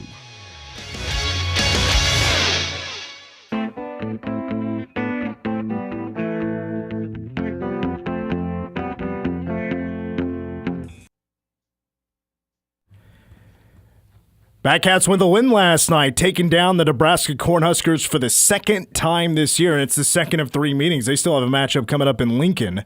12-8, the final score in their standalone midweek game this year. The Batcats still looking pretty good. 16-8, their record overall. 5-1 in conference play. Tied for first place with Arizona. And Texas Tech is in town this weekend starting Friday. 6 o'clock first pitch, 6:05 to be exact. And pregame coverage at 5:30 here on News Radio KMAN. Well, he was on the call last night with Wyatt Thompson. We welcome in a former K-State player himself. Trevor Hurley now joins us here on the show. Trevor, I was listening a little bit last night, and you guys sounded really good. And then until all of a sudden I hear the call coming from a cell phone. What happened last night? Did something break? You know what, Mitch, thanks for having me. Yeah. You know, it's kind of funny. We found out, or at least we suppose that we think that Wyatt might have got his foot involved in a power plug that was hooked up to all the power strips and all that. So we found out it wasn't as big as, but you know what? It shut us down for 3 innings. So it was a big deal at the time, and we got through it, though. Well, the Cats got the win last night, too, so I'm glad everything worked out. I really wanted to get your thoughts of anything last night. You know, there was a freshman arm on the mound, Dante Lewis. You know, ever since we heard that he committed to K-State, that was a pretty big deal, utility guy. With the bat coming alive, we've seen that happen recently, and now he's getting more experience on the mound. What do you think about him so far pitching? Yeah, you know what? So being tied to this program now, Mitch, since 2006 when I started my personal playing career, he might be the most talented arm that I've seen, and that comes from not only the velocity, but he can really spin it. He's got off speed, and he's just an athlete. And it's really fun to see those kids showing up at K-State. We don't typically have those guys, so the ceiling for Dante truly is through the roof. And I think if he takes a step forward, if he finds the zone a little bit more, does some small things better, that's a guy who's going to contribute as a freshman on the mound. That's a big deal for K-State. We've seen in the past some young pitchers come into K-State and have some really solid velocity, but they struggle sometimes with the command and hitting the strike zone. How far along would you say he is? I mean, you mentioned it a little bit there, but how far along is he to a typical freshman? Yeah, so again, he's naturally more gifted than most, but to help people understand, you know, just 6 months ago, he's facing high school kids, and the majority of the kids he's facing every night aren't playing the level he is today. So the adjustment there is all of a sudden you can't just blow fastballs by kids and get out of bad situations or bad counts. You have to rely on off speed. So the progression is, you know, when he starts getting comfortable with pitching backwards, so starting with off speed, starting with a breaking ball or changeup, and then finishing with fastball, or when it's a 2-1 count, throwing that off speed when everyone's expecting fastball. You got to do that at the D1 level, and he has the capability. It's almost like hey, I can do this, I have to do this, and he will do it. But that's part of the maturation process. Again, he's way further than most. He's very, very gifted. It was advertised in the preseason that this team's strength might be its pitching depth. How deep do you feel like the staff is right now for K-State? Well, you know what's funny there, Mitch, is I totally hear you, but it is talented indeed. But I'm going to tell you right now, and I was a graduate assistant coach in 2013 when we had our first Super Regional appearance. this might be the best offensive team Kansas State has ever had in the history of the program. So I know you're asking me about pitchers, but I can't get away from 1 through 9, and then when Coach Hughes wants to run out 3 or 4 other guys in that, so you got 13, 14 hitters where you don't have an easy out. So I've been blown away by how truly offensive K-State is this year. Now the pitching, you got 3 lefty starters on the weekend rotation. We've probably never had that. You got enough guys in the bullpen that can help for sure. But man, they are really offensive and they're fun to watch. That is an incredible statement you just made, but I'm not going to lie. It's not like I haven't been thinking the same thing myself. Now, my knowledge of K-State baseball doesn't go as far back as yours. I didn't necessarily grow up going to Twin Family Stadium or anything. You know, I really started to cover K-State baseball back when the Big 12 championship run happened and the Super Regional run happened back in 2013. So I want to ask you, when it comes to this lineup, it really does feel like K-State has hit gold with the transfer portal, some of the guys returning. Who has really impressed you with their just immediate success at the plate? Yeah. So, again, I'm gonna go somewhere you didn't even ask. It's not a returning guy. It's not the portal. I have been blown away with AJ Vasco, true freshman, who is a Lincoln kid, and you look at him in the on-deck circle before he goes in the box, and you're like, man, this kid could be our point guard on the basketball team, or he could play tight end. And then he gets up there, and he's a left-handed bat at 6'6", and he adjusts mid-at-bat, or he'll adjust at-bat to at-bat and game to game. And he's taking at-bats that seniors, the kid is jumping off the charts to me. Wyatt last night before the game asked me, who surprised the most? It's AJ Vasco. Now, what's funny is he adds to the mix of some of these guys you're mentioning. Keegan O'Connor is a threat to leave the ballpark anytime he swings the bat. Maximus Martin, if you've tuned into one game this year, you know who the gladiator is because Matt's going to make sure you know, and he's going to hit a home run most likely every other night. The kid's doing stuff we haven't seen. I'm blown away. Again, this lineup, it is, one thing, Mitch, that we always used to, beg and hope for at K-State was, man, if we could ever just hit like the Texases and the Baylors and the Texas Techs. Well, we have it now, and it is a lot of fun to watch, and it has been truly special this year, especially. One more thing I got to ask you about the offense. Right now, Maximus Martin has 10 home runs. Dylan, we haven't played half the season, and the single season record is 16 with Dylan Phillips. That could be crushed. 43 home runs on the year. The record is 89 in 2021. That could be crushed. With a roster full of transfer portal guys that are they took a step up in rank when it comes to the of where they're playing in college baseball. How insane is 43 home runs so far? Yeah, it's and I'll be honest with you, and whether you believe me or not, I didn't know that we were trending on those. But without you telling me we're trending towards record stats there, I know we are because programs around the country don't do this. We are leaving the yard 2 or 3 times a night. You have multiple guys who, I'm telling you, if I was back in my prime pitching, I would hate to face this lineup. And so 1 through 9, it's not just the sense of you're facing guys who can get on base and cause trouble with speed and all that, which is what K-State with Coach Hughes has typically been built on, right?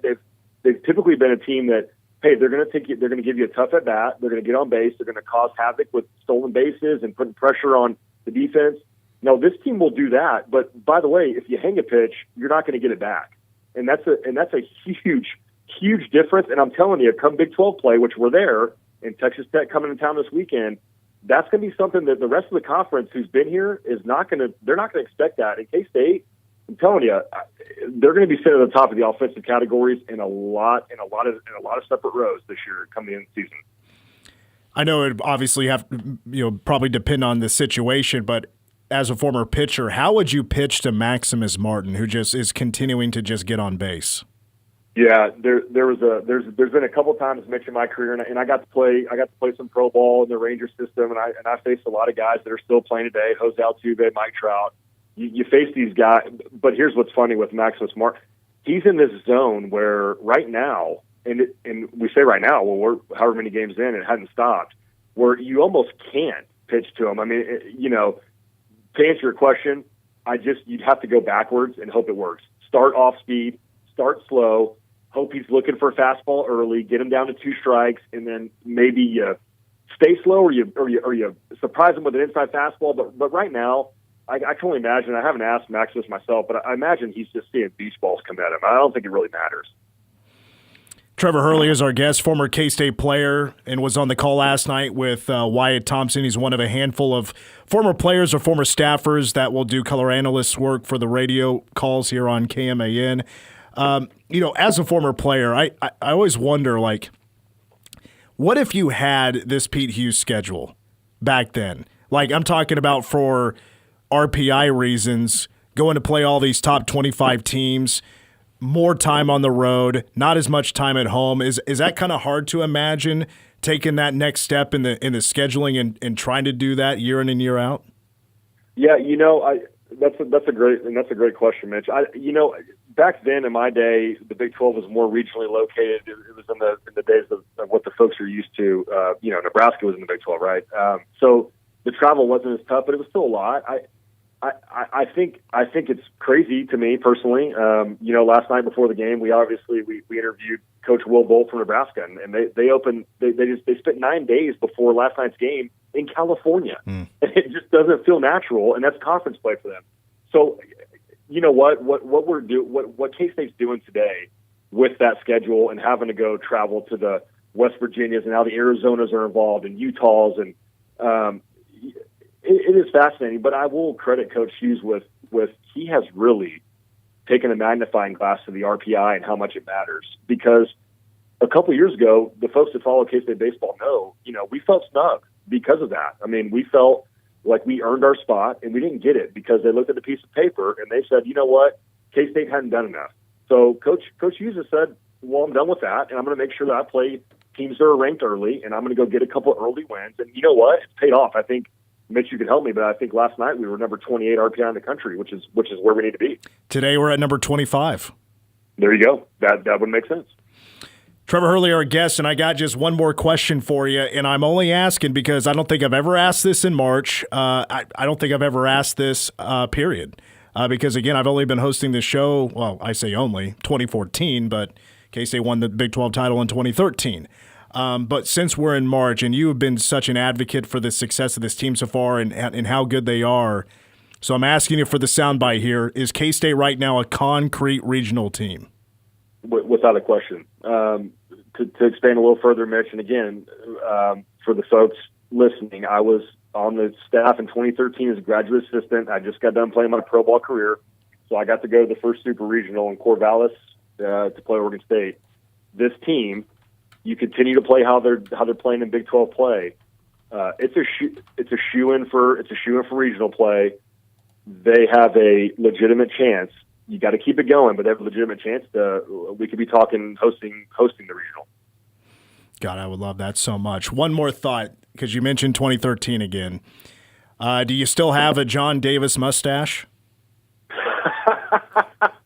There is no one on this planet that has a better mustache than John Davis. I have a beard. I can't isolate the mustache. The guy is an Alaskan who found his way to K-State and was the character he was. No one could do it like John. Do you keep in touch with any of those guys from the 2013 team still?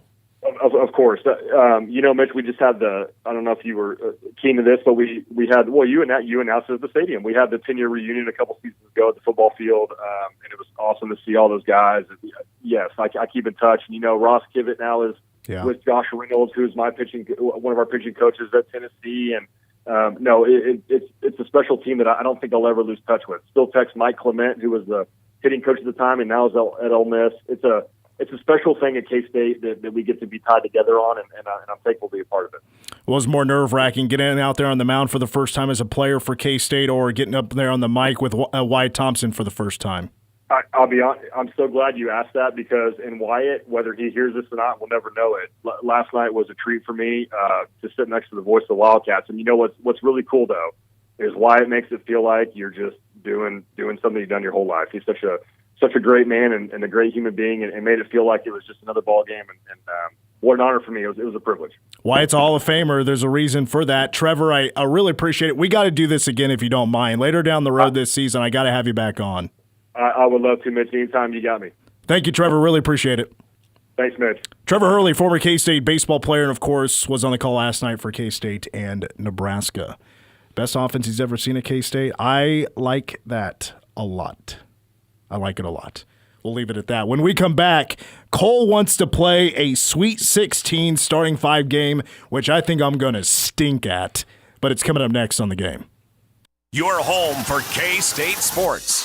So from Osawatomie to Ottawa, from Leawood to Liberty, this may be a day Kansas State faithful will never forget. This is The Game on News Radio KMAN.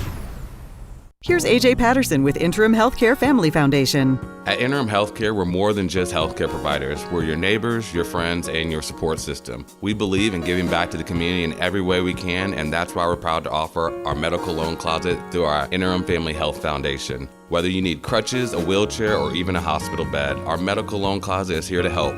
It's completely free and open to anyone in the community, no strings attached. We know how stressful it can be when you or a loved one needs medical equipment, and we want to make it easier. At Interim Healthcare, we're committed to improving lives one family at a time. From offering personalized home healthcare services to supporting those in need through our medical loan closet, we're here for you every step of the way. Stop by to learn more or call Interim Healthcare. We'll make sure your loved ones are taken care of with the compassion and care they deserve. Caring for our community is what we do best. We care, we're there.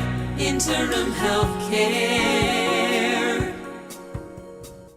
At ESB Financial, we think it makes sense to pay you. That's right, get paid 5.04% annual percentage yield on balances up to $20,000 with our free Kasasa Cash checking account. We'll even refund your ATM fees nationwide, and the best part is there's no monthly service charges or minimum balances to keep. All you have to do to earn your rewards are a few simple things each month. The best part? These things make banking easier. Visit esbfinancial.com to learn more. Special terms may apply. ESB Financial, member FDIC, equal housing lender. Get your morning started with KMAN's Morning News, weekdays at 6. Coming up on Thursday morning's edition of KMAN's Morning News with me, Troy Coverdale, and Brandon Peoples. Brandon will have all of the day's local headlines for you. Mother Nature may slip some rain into the forecast.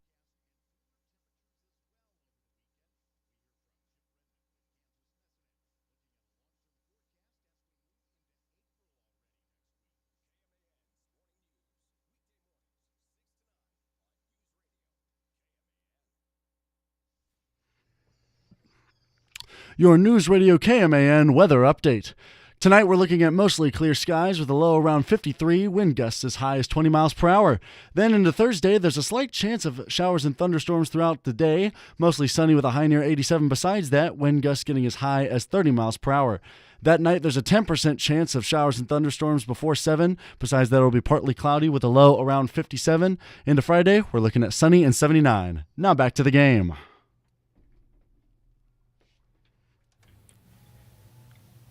Back on the game with you for another about 10, 11 minutes or so. Cole wants to play a Sweet 16 starting 5 game. So I pulled up a bracket so I can refresh my memory. Who's all in the Sweet 16? A lot of chalk, as they like to say. No, it's not because of NIL. Not a believer in that.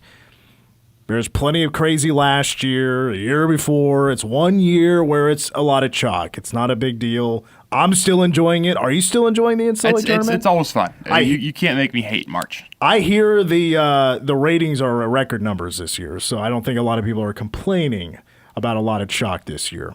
All right, explain the game. What are we doing here? So basically with the portal, how crazy it's gotten, what we're going to do here is I'm going to give you a starting 5, which in some cases it'll be a starting 4. I'm leaving off the team that they played for just to make it a little bit more difficult. A starting 5 based on where the starting 5 player played their first year of college basketball. Oh God! Don't trust me, it's gonna get a little crazy, and you'll see why. So we'll give one example, and then we can go farther into it if you need it. Okay, go ahead. So here's team number 1: Auburn, Texas Tech, North Texas, Yale, and Texas Tech. Texas Tech? It's not Texas Tech. Oh, my God. See, I already stink at this. It's Michigan. Michigan has more starters on their starting 5 that started their career at Texas Tech than the Red Raiders do. The Red Raiders have 1. Michigan has 2. How about that? That was one of my favorite ones. This came across my Twitter feed, and I knew we had to play this. Well, I was thinking, like, it's not Bob Isaacs. Bob Isaacs went to Creighton. Who You don't? Do you have the players? I don't have the players. I know. I'm not even sure. One of them is the big dude. It's Dreidel or whatever it is. It's Michigan's big post number 50. Played at Texas Tech. Played 10 games his freshman year, and then transferred out and went to FAU. You're talking about Golden. Yes, Golden. Oh, that's right. He did start at Tech, and then went to FAU. Well, if you would have said FAU, I think I would have thought Michigan. Here's team number 2. Lord. We got when they were freshmen. Yes, their freshman year. Okay. Here's number 2: Iona, FAU, Belmont, and Washington State. And then we left off the one that the player started their career at this college.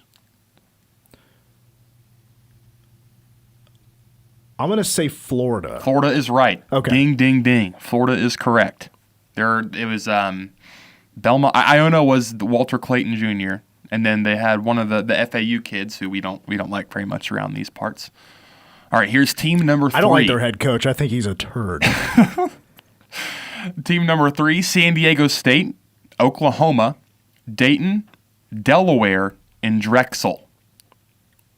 This one, I would be extremely impressed if you got this one right. Give it to me again one more time. San Diego State, okay. Oklahoma, Dayton, Delaware, and Drexel. This is a tough one. I mean, a complete. Is it Ole Miss? It's not. It's Kentucky. Okay. Kentucky had a complete different starting 5. No one started at Kentucky on the Kentucky starting 5. This is tough. It's kind of fun. Borderline impossible. The thing is, I can't even think of half the names on these teams. No, it's even as someone who's been watching March Madness pretty religiously, this is not easy at all.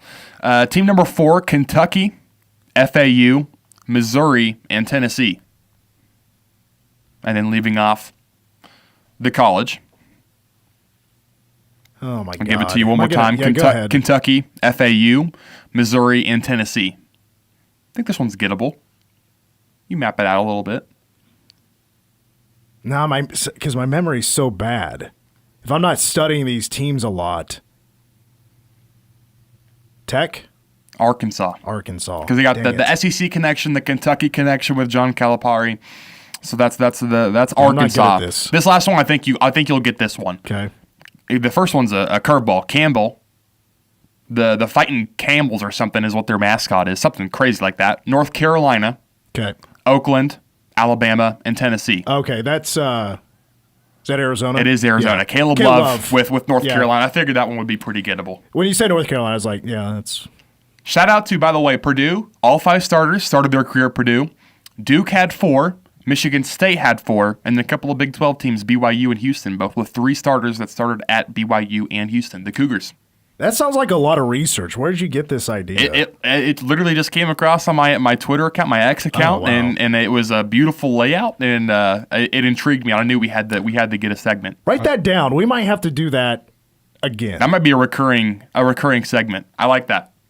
Yeah, I saw that same tweet as well. They also compared it to the 2019 Sweet 16 rosters, and it was, I think, the lowest amount of freshman starters on each team was 3. It's crazy how fast the landscape of college sports have changed. Completely changed. That was fun. I honestly, getting 2 right. I'm impressed because I think I only would have gotten the North Carolina one. My favorite is by far the Texas Tech. Michigan having 2 more players that started for Texas Tech than Texas Tech. Let's take a break because, I bet a lot of those guys had probably been at those schools for a couple of years, so you kind of forget about that they were at it. Okay, anyway. All right, we finish it up. Ask us anything after these words.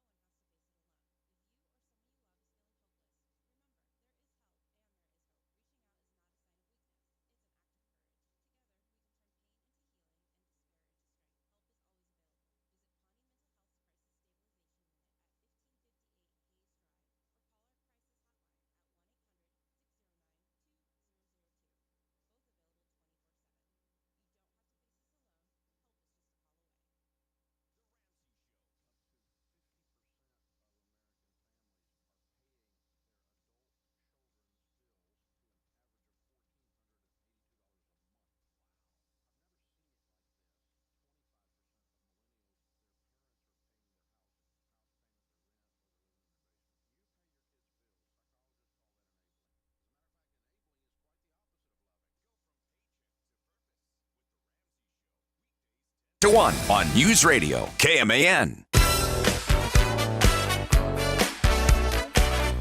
All right. Jimmy's in charge. His first Ask Us Anything question as a 21-year-old. He can buy cigarettes now. All right. Well, let's get into it. Now we are past the spring equinox officially. Oh, this is going to get weird. Go ahead. My question is, what are the top 3 songs that you are putting on your spring playlist? I really like Ghost's new song, Satanized. Maybe not your kind classic your guys' spring. kind of music. No, that's quintessential spring. Yeah, that's quintessential. All I Want for Christmas is My Two Front Teeth. Mm-hmm. That's a good one. And Dreams by Fleetwood Mac. Oh, that's a very good one. I'm gonna toss it back to you because I need to think on this. Yeah. Okay. Wow. I wouldn't. Let's see. What am I putting on there? What you need? Your pen. Okay. I gotta collect my thoughts. I'm more of a hip hop guy myself, so I'm gonna put "Love" by Kendrick Lamar on there. Kendrick over Drake? Oh, 100%. Okay. You kidding me? But after that, we'll be putting a Drake song. We're gonna go Virginia Beach by Drake. I got something on that in just a moment, but go ahead. Okay. No, that's fine. And then finally, I don't know how I'm gonna finish this here. So what I was going to say about Kendrick Lamar while you're thinking about that is, so the report came out, the FCC always comes out with a report of complaints that they get from the Super Bowl halftime show. And I think I'd read that he got 135, which doesn't actually seem like much for the FCC. Like people actually calling or like reporting into them. Like you got to be crazy to go that far with a complaint.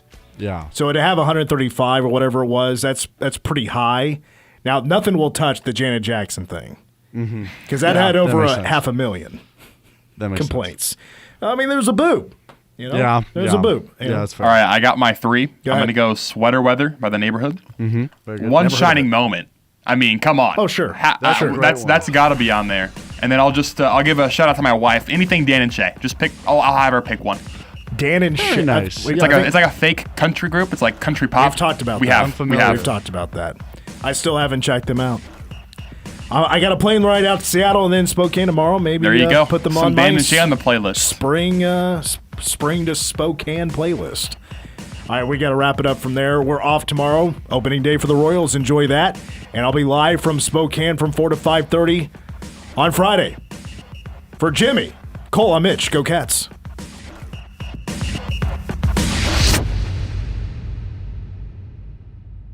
From lending options to treasury management services, KS State Bank provides innovative solutions to help your business succeed. KS State Bank, member FDIC, equal housing lender, KMAN, Manhattan.